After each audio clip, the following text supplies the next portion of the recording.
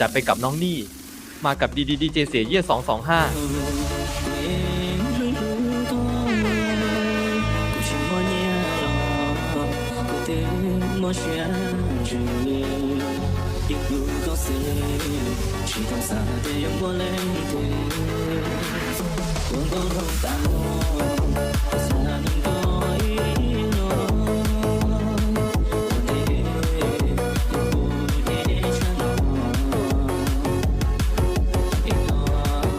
จัดไปกับน้องนี่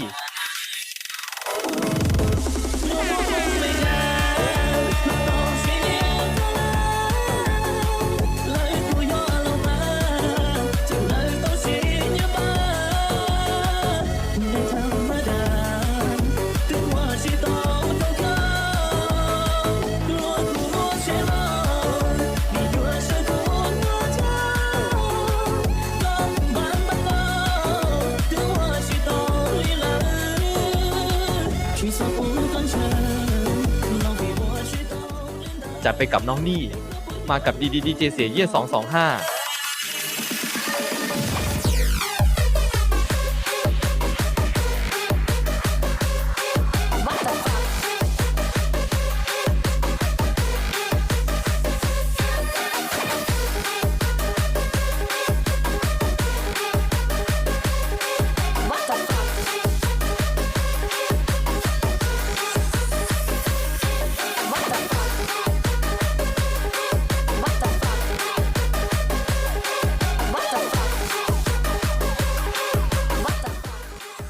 จัดไปกับน้องนี่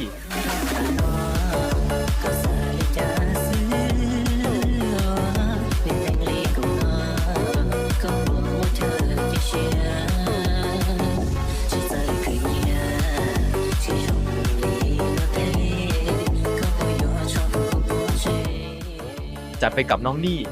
มากับดีเจเสียเยี่ย225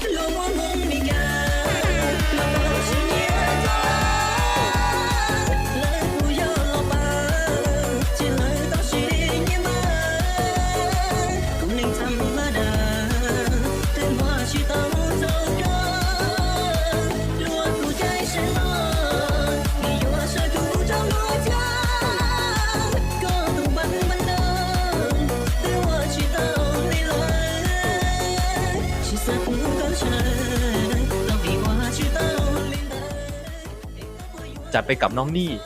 มากับดีเจเสียเยี่ย225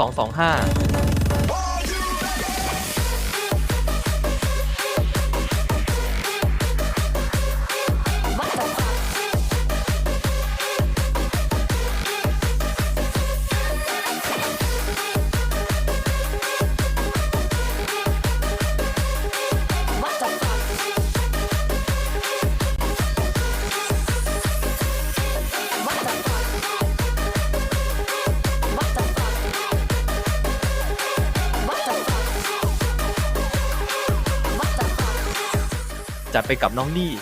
มากับดีเจเสียเยี่ย225